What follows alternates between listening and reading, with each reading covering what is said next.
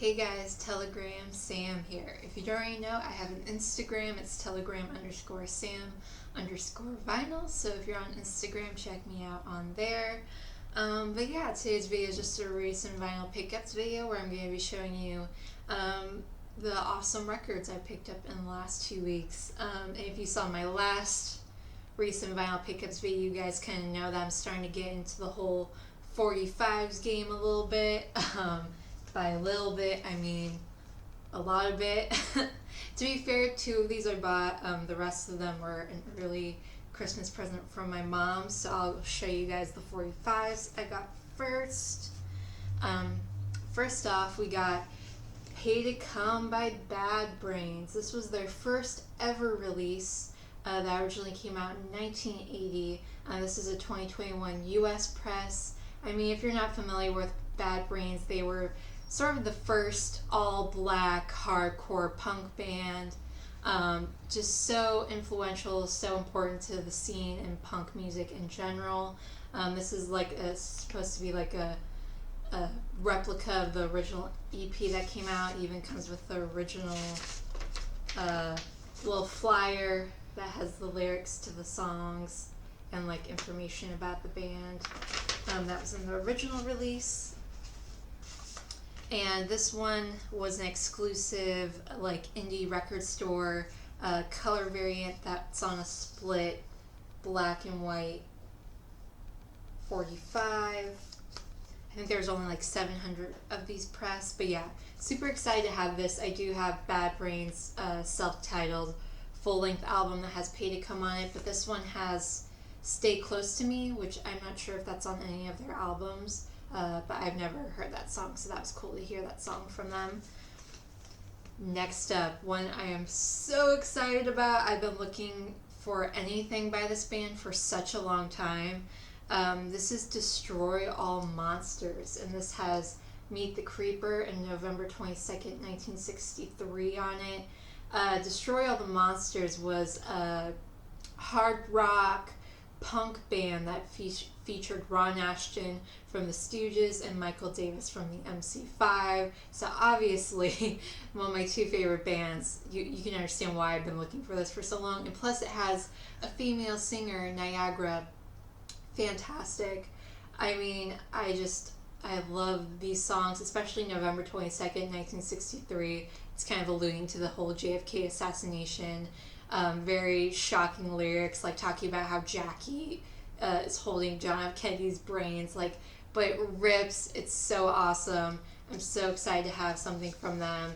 It comes on this cool translucent pink vinyl. This this 45 originally came out in 1979. This is a 2019 Italian press. So those were the ones I bought, and then these next 9, my mom surprised me and got me an early Christmas gift. She was kind of giving me hints, and then I was like, is it the Sub Pop Singles Club? And she's like, God damn it.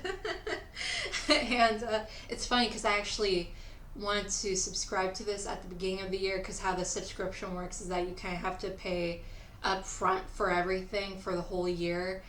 So yeah, I think it's like $150 or something like that for 12 records, one for each month. And last year I really wasn't into 45s. I was like, but lately I've been thinking about doing the one that'll probably be for next year. And she just surprised me and was like, yeah, I decided to do it for you. So here's the records I got. They sent me the first 9, obviously, since she bought it so late in the year. So I got 9 really cool 45s. For those of you who aren't familiar, the Sub Pop singles come with this sort of a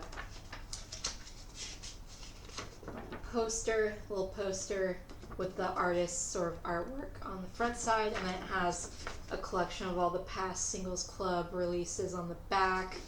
But yeah, so this first one is Canis Mob Kenya by Duma. This is obviously 2021 press. And I would describe this band as like electronic, rock, industrial, grindcore. It's very interesting, very heavy. Not really my personal cup of tea, but probably like the closest band I can think of to relate them to is Death Grips, but even Death Grips looks like the Backstreet Boys compared to this band. Very heavy, very experimental. So if you love Death Grips and you're looking for something heavier, this will be your new favorite band. But it's interesting because they're a Kenyan band. It's a duo composed of Lord Spikeheart and Sam Karuga, from the little research I did about them. And this one came on a translucent yellowy orange vinyl.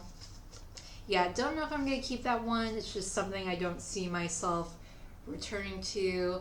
But yeah, I don't know. I'll probably give it a couple more listens before I decide to part with it. This next one is Motherless by Hand Habits. I would describe this as like Pope.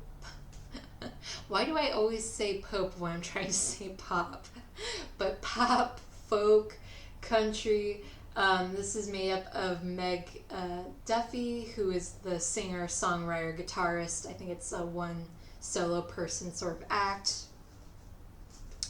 And this one just came on a sort of clear vinyl.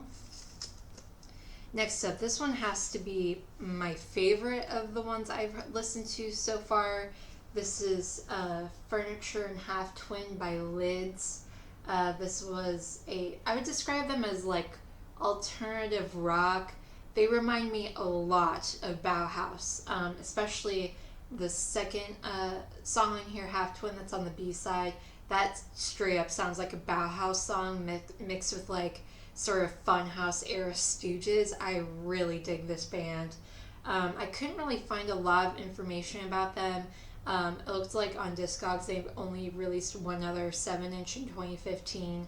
But man, I am really hoping they release more stuff because I really dig their sound.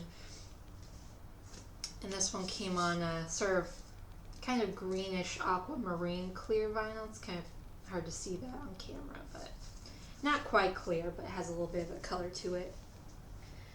Next up, we got Porridge Radio. This is You Are a Runner and I Am My Father's Son. And also there's a third song called Newsline on it as well. And I've described this as rock. They're a UK band formed in 2015. That's kind of like the only information I can find about them. I did listen to this, but I don't really remember what was on it. But yeah, a lot of these were kind of blended all together to me because they kind of have that usual like sub pop alternative like folk pop sound that Sub Pop is kind of gravitated towards. And this one just came out translucent green vinyl. Next up we got My Life featuring Bill Frisell and Dan I Am and Bad Memories by Sheltered Workshop Singers. I've described this as like folk, pop, rock. Interesting thing about this group is that the producer Ian Brennan, his sister has Down syndrome, and this was originally released as like a Down syndrome, World Down Syndrome Day, I think earlier last year, and then they decided to do it as a Sub Pop single. But the Sheltered Workshop Singers were his sister's sort of group that she made while she went to this sort of not daycare facility, I don't want to say that, but like a facility where she goes during the day with other people with mental disabilities, and they just kind of put this together as a fun, cool thing to celebrate World Down Syndrome Day. So I think that's really cool. And this one just came on a translucent blue vinyl. Haven't listened to this one, but this is Life Size and All Thing by TV Priest.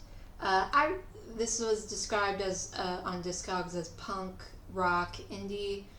This is an English rock band formed in 2019, and I think they only played one gig in like an industrial freezer, and after that gig they were signed to Sub Pop, so I mean, good for them. They must be good. And this one comes on a really cool opaque pink vinyl.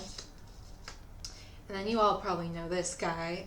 This is Jeff Tweedy with Come On America and You Are 60 Unsent. I mean, I think we're all familiar with Jeff Tweedy. He was in Wilco. A lot of you actually did Wilco connections when I did my Connect 4 contest, because that dude's in like 500 side projects, so that was an easy one for a lot of you to do.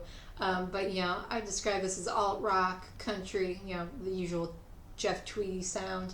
And his son Spencer also plays on these songs too, so that's cool. And this one just came on translucent orange vinyl. Next up, we got Sydney's Lullaby and Miles' Lullaby by Washed Out. I've described this as rock, pop. I guess Washed Out is made up of a singer/songwriter named Ernest Weatherly Green Jr. I think he's based out of Atlanta. I haven't listened to this one yet. This one just came on clear as well. And this last one, I lost my mind because I'm such a huge fan of this person. This is Prayer to Pasolini, Part 1 and Part 2 by John Waters. I love John Waters. I've seen nearly all of his movies. I own several of his books. So I was so ecstatic to see this in the box. This is a spoken word thing he did about when he went to the Rome Film Festival, and he really wanted to go see one of his idols, Pier Paolo Pasolini, who was an Italian director, writer, sort of political activist in the 50s and 60s. But he was just talking about how he wanted to go to the site where Pasolini was murdered. There's like a whole story that he goes in about like circumstances of Pasolini and the sort of prayer/thanks he does to him as being like an influence to him. It's just really cool, and of course he does it in a very humorous, shocking, like John Waters way. And this one appropriately came on as sort of a shit brown vinyl. But yeah, that was all the 45s I got, so thank you, Mom, for that awesome Sub Pop surprise. Next up, we're going to go into the records, the LPs. First off, we got an essential. This is the Psychedelic Sounds of the 13th Floor Elevators by the 13th Floor Elevators. I mean, if you're into psych, rock, garage music, and you don't know who the 13th Floor Elevators are, get together. They're such a hugely influential band. They weren't together that long. I think they only put out 3 albums. This was their debut album. I mean, this changed the game.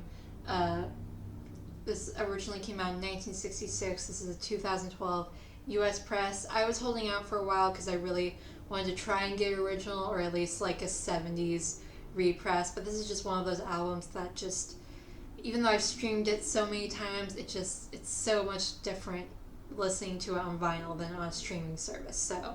So glad to finally have some sort of version of this album on record. This one just came on a nice heavy duty 180 gram black vinyl with a reproduction label of the International Artists label. Next up, we got a band that I collect anything from and by. This is Memphis Posers, the 1977 demos by The Cramps. This is a bootleg of sorts. I'm assuming it's an English bootleg since they spelled posers with a U. This is just a really cool thing to have. I mean, it was super cheap at the record store I got it from. As a massive Cramps fan, it's just really cool to hear early sort of rough takes on some of their most famous songs like TV Set, Can't Hardly Stand It. They do an amazing cover of Ricky Nelson's Lonesome Town, I Was a Teenage Werewolf, Human Fly, killer version of Surfin' Bird. I mean, just a cool thing to have if you're a huge fan of the Cramps. Just really cool. But yeah, if you don't know who the Cramps are, great punk, rockabilly, psychobilly, just fantastic. Love them. And this one just came on black vinyl. These labels. There's Lux and Poison Ivy.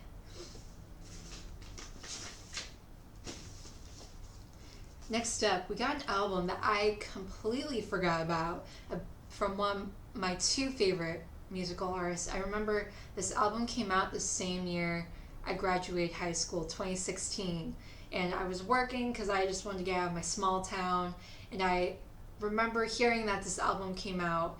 And I was like, God, I really want to get it, but I'm trying to save money because I'm trying to move to Oregon. So I didn't get it and kind of just like forgot about it until I went to a record store and was snooping out the Iggy Pop section and saw this. I was like, oh my God, I completely forgot this was even a thing. But what I'm talking about is Iggy Pop's Post-Pop Depression. This was an album he did with one of my other favorite bands, Queens of the Stone Age, Joshua Homme, and Dean Fertitta, who is also in Queens of the Stone Age, and Matt Helders, who is the drummer for Arctic Monkeys, which is a band I also really love. But I was like, holy shit, I forgot this was a thing. This is actually an original 2016 press. I guess it was just overstock that they still had from when this first came out. But yeah, great. I mean, I'm such a huge Iggy Pop fan, but I will be the first person to say that a lot of the stuff he's released in the last 20 years I haven't been that big of a fan of. But man, this album is so killer. I mean, you can definitely hear the Queens of the Stone Age influence that Josh brings to it with the like sort of heavy like fuzzed out guitars and like a lot of the harmonizing he does, a lot of other Queens of the Stone Age work. But then you have like Iggy just fucking killing it on vocals. I mean, just such a cool album to have, and I really do love a lot of the songs that are on here.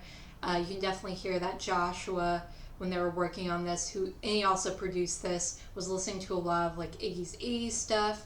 I mean, the song American Valhalla sounds a lot like something the Cars would release. It reminds me a lot of the Cars song Moving in Stereo.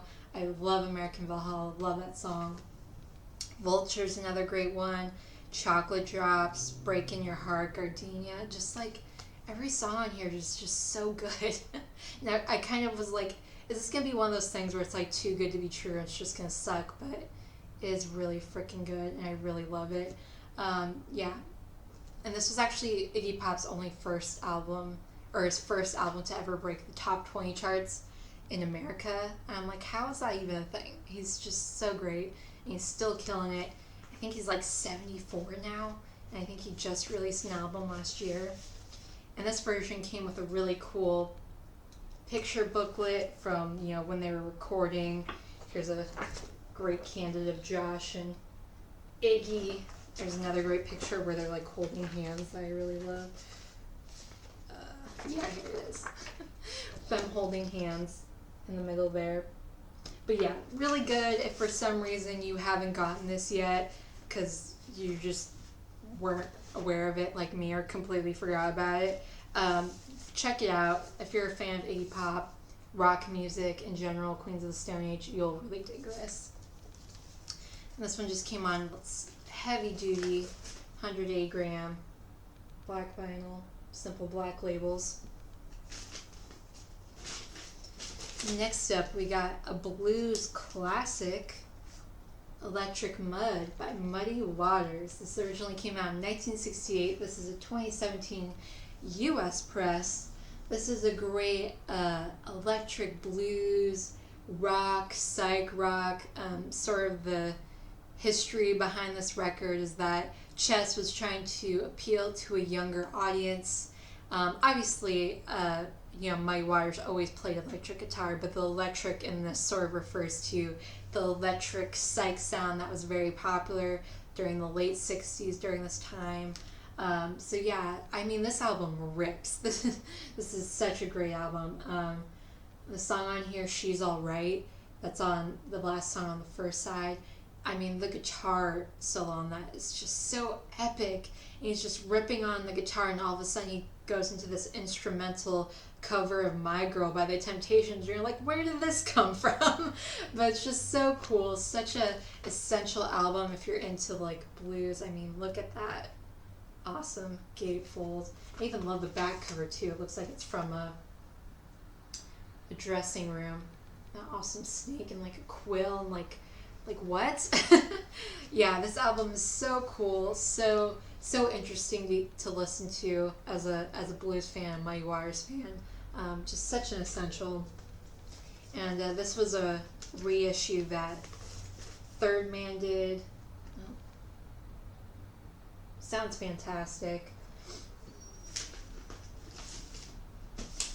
Next up is one of my second all-time favorite records behind Iggy and the Stooges' Raw Power. I'm wearing the shirt for it right now.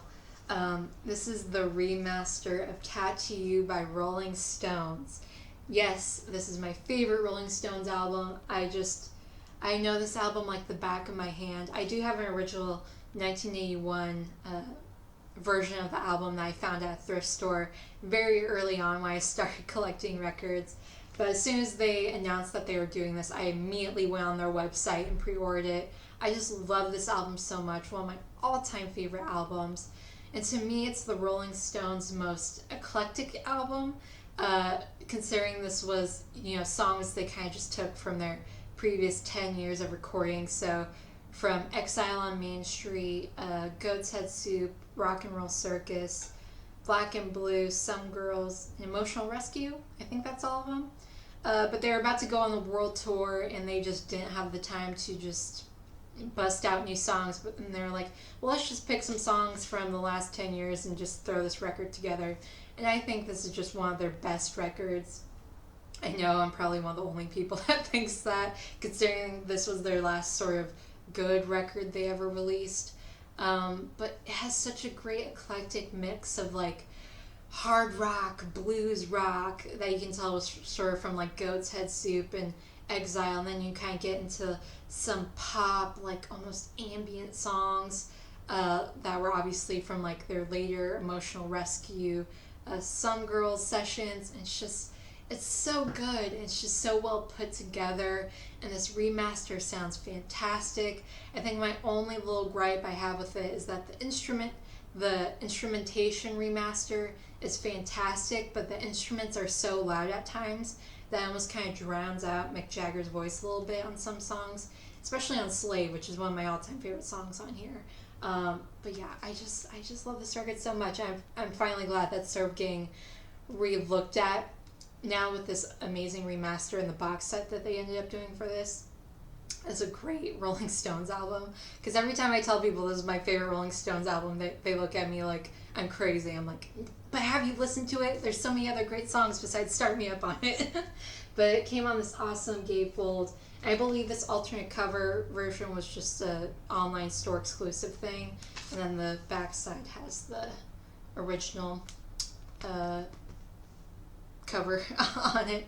But the second LP, which has some like lost and found rarities on it, I think they're good. I mean, it's not as eclectic. It kind of just has more of their like sort of earlier 70s honky tonk hard rock blues stuff on it.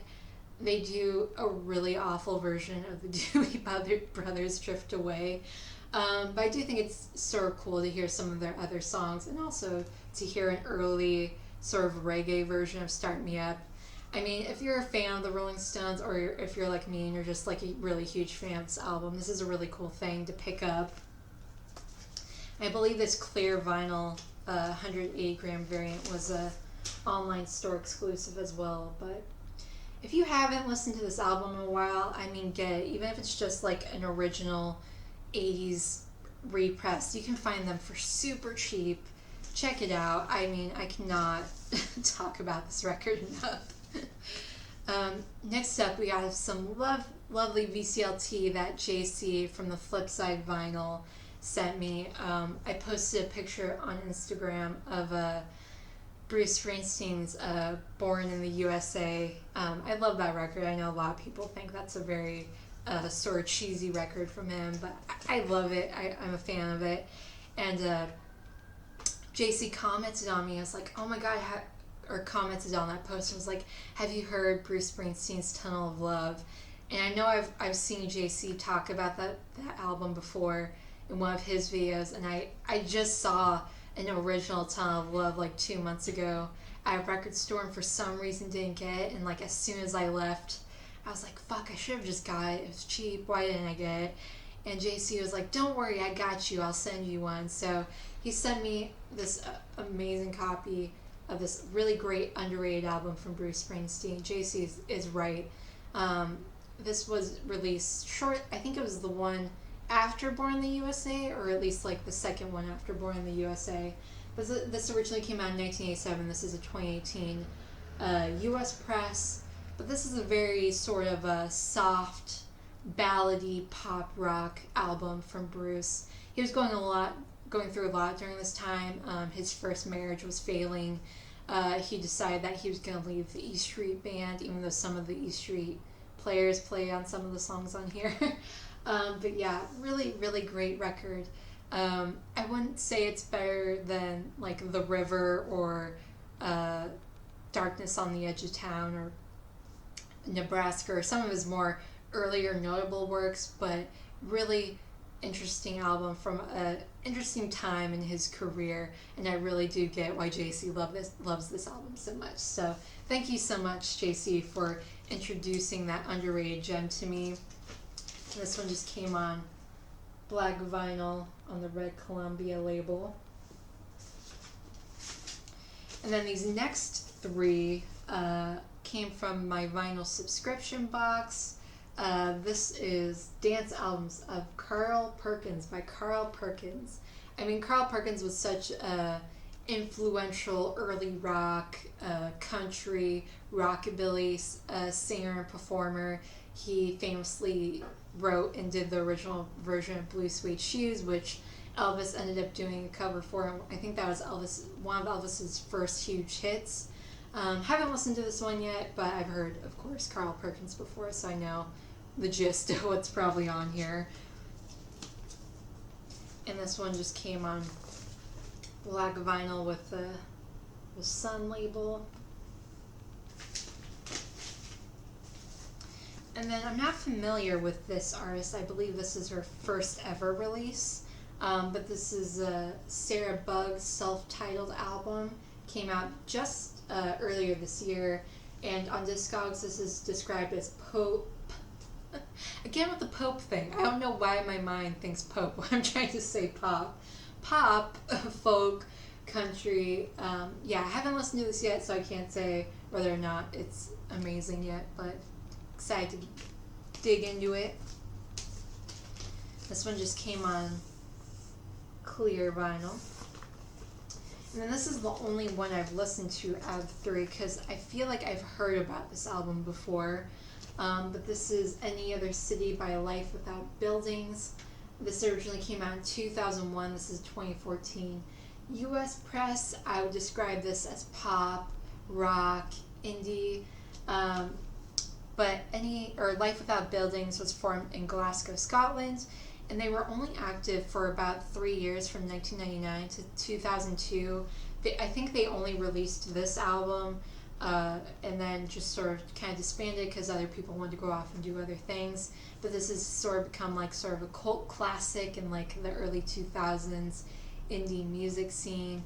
It's really good. It reminds me a lot of like Bjork's first band Sugar Cubes meets like Sonic Youth. You can definitely hear the influence those two bands had on this band. So I really dig it. So if you're into like Sugar Cubes, Sonic Youth, you would really dig this. And this one just came on black vinyl with the basic label. But yeah, that was all the records I got these last 2 weeks. I got a lot, actually. A little bit more than I was expecting. But yeah, thank you so much for watching this video. I'll see you guys in the next one. Bye.